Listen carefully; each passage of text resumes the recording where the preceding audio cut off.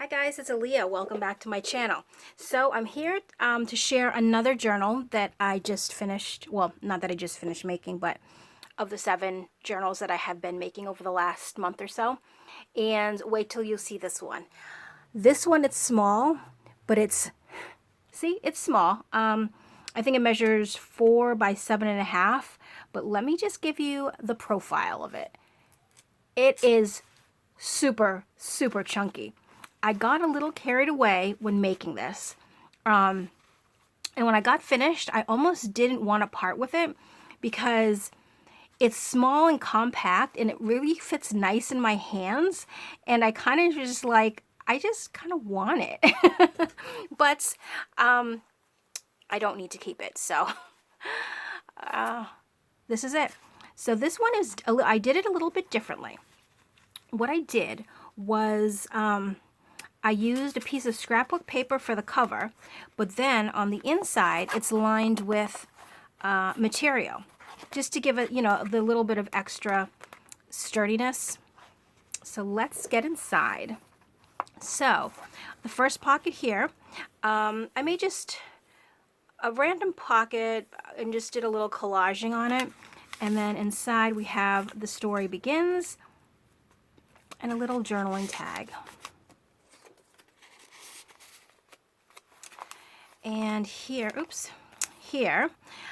this is one of those keyboard punch cards.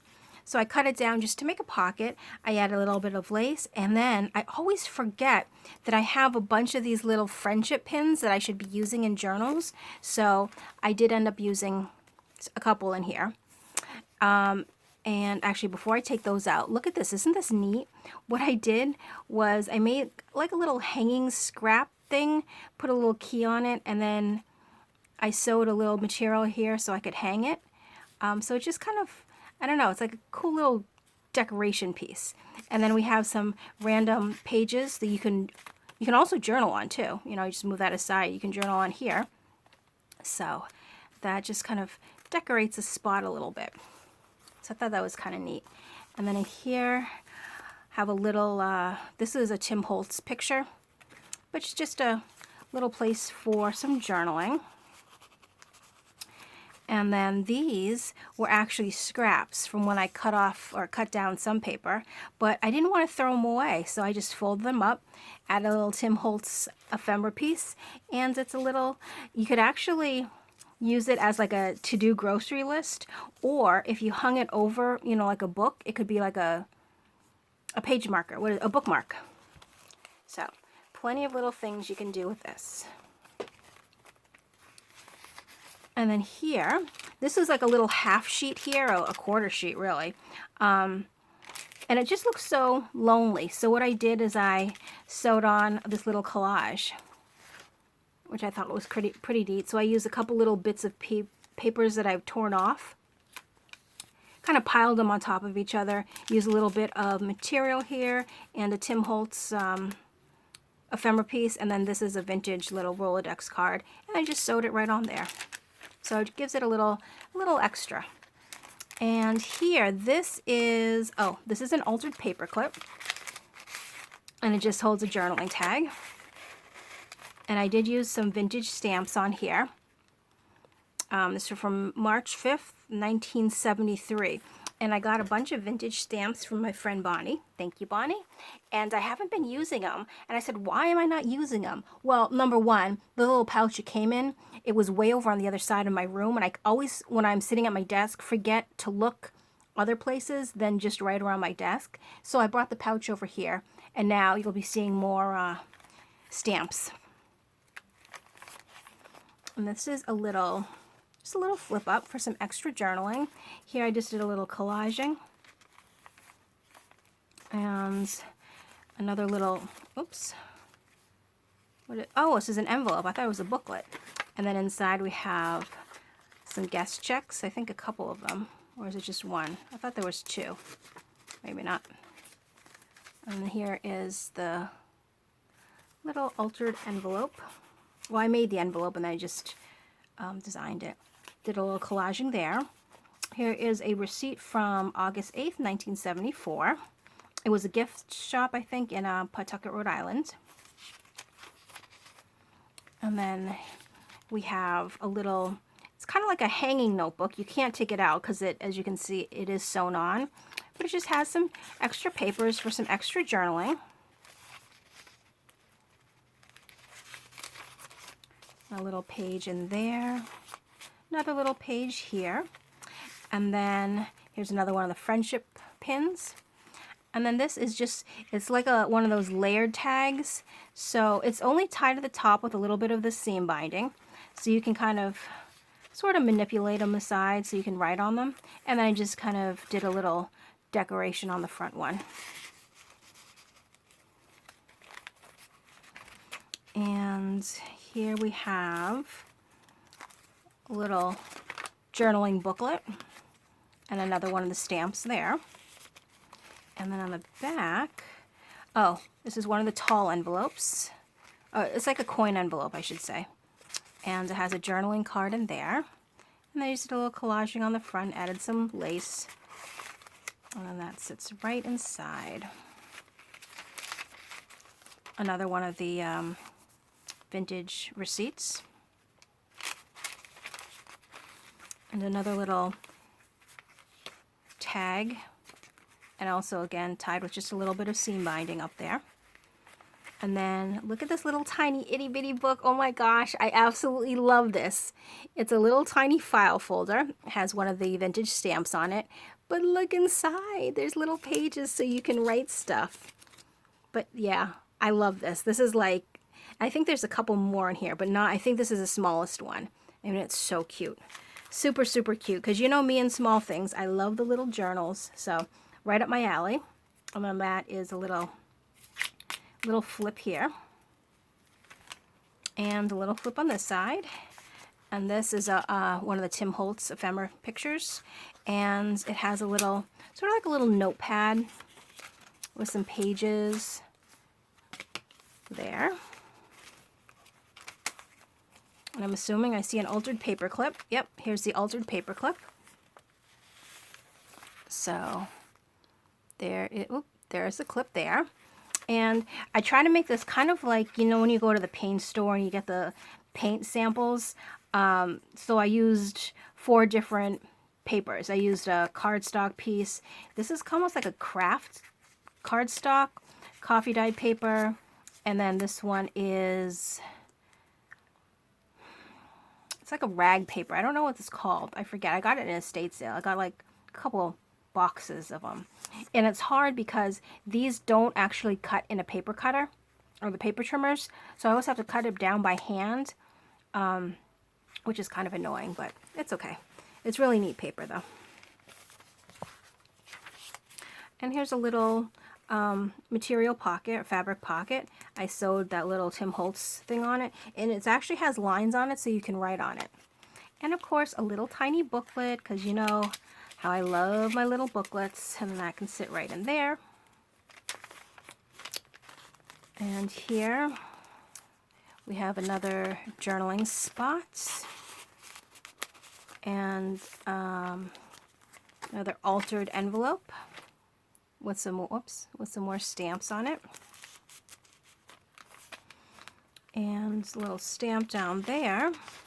Here I just sewed on a little piece, just, it was kind of wispy and I like it. And then took some more scraps that I had, and they're all different sizes. I kind of lined them up accordingly and sewed them on here so you can actually journal there, and then you also have the underneath to journal on too. And a little dress form from Tim Holtz, and this is the middle of the signature. I put a little pocket, and then in here we have another little booklet. I'm sorry if you just heard me chew my candy. That was kind of rude. And it's made with one of the glassine bags. In my last video I talked about this. I had a bunch of glassine bags that I ordered, you know, off Amazon.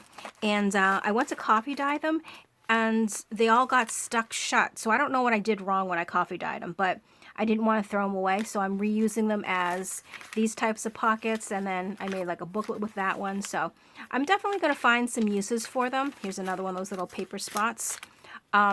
Just they're not going to be bags, which is completely fine. You know, you always have to kind of be inventive. here we have an envelope. I made this envelope too. Have a little library card inside. And then I put this on so you can tuck that in. That way it doesn't open up. And another little flip up. And in this little flip up here, we have just some journaling cards. This is a Tim Holtz piece. What was I going to say? Oh, nothing. Never mind. Here's another little, just random.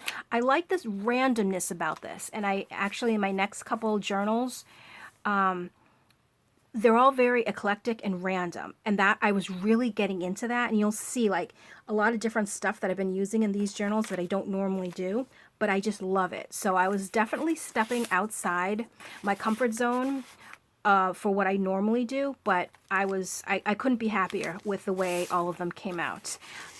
You know, every once in a while you do stuff that's different, and even if you only do a few journals and you don't do like a style like that again, it's okay, because you know you tried, and it's fun just to see what else you can do. Here's a little booklet I made. This is a Tim Holtz ephemera piece, and then there's a little book there. So yeah, so I definitely had so much fun creating these 7 journals, and they're all so different, but they're all kind of similar at the same time.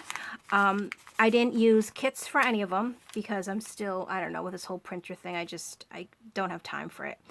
But I've also made up my mind. I'm not buying any other like supplies, except for like, you know, glues and, you know, things that you need. But like, I'm not going to go to any estate sales or Michael's when they have the hot buy paper pads, because I feel like I look around my room and I have so much stuff and I'm just buying more stuff. But why? I need to use what I have. So I'm going to try to just keep using the different pieces of papers I have that I've collected over, you know, the years from estate sales, the flea market, the paper pads, you know, all that different stuff. I want to use it up. I don't want it to, here's a little notepad. I don't want it sitting around just because, oh, I like it and I don't want to use it. Because that was really, honestly, here's another little one of those little paper bundles. And another one of those hanging things. Honestly, there's a lot of stuff that I would buy because I liked it, but I didn't want to use it, which makes no sense. Well, it does, but it doesn't. Because if you're crafting, you need to use what you buy. But for me, no, that wasn't the case. Like, for example, so I hope you look how chunky that is. I mean, I cannot get over this. Love it. I think I want to make another this size just because I love the way it feels in my hands. But changing subjects real quick. This is a journal I'm working on right now using this. I bought this paper pad a couple years ago at Michael's. It was one of the hot buys. It's the English Rose Garden, and I absolutely loved it. And I bought 2, so I could keep one, and then I used one. Why? Like, I don't know. Sometimes I don't know how my brain works, but the journal I'm working on now, which will actually be journal number 8, is using that paper pad. So I'm trying to go through and just use all the paper pads that I have, all the different papers I have, and just come up with, just let my creative juices flow and not be so concerned about, oh, I need to use the kit, oh, I need to print this, I need to do that, because then it just gets too overwhelming. I want to have fun. I want to take breaks when I need to take breaks, and I don't want the pressure. So I think over the next couple months is just doing these real eclectic journals with just randomness in it, just letting my juices flow. I think that's what's going to work best for me. So this journal is available. If you are interested, I will leave a link in the description box below. And as always, thank you so much for watching. And I think I still have 5 more journals to go through. So stay tuned, and I will catch you in my next video. Bye.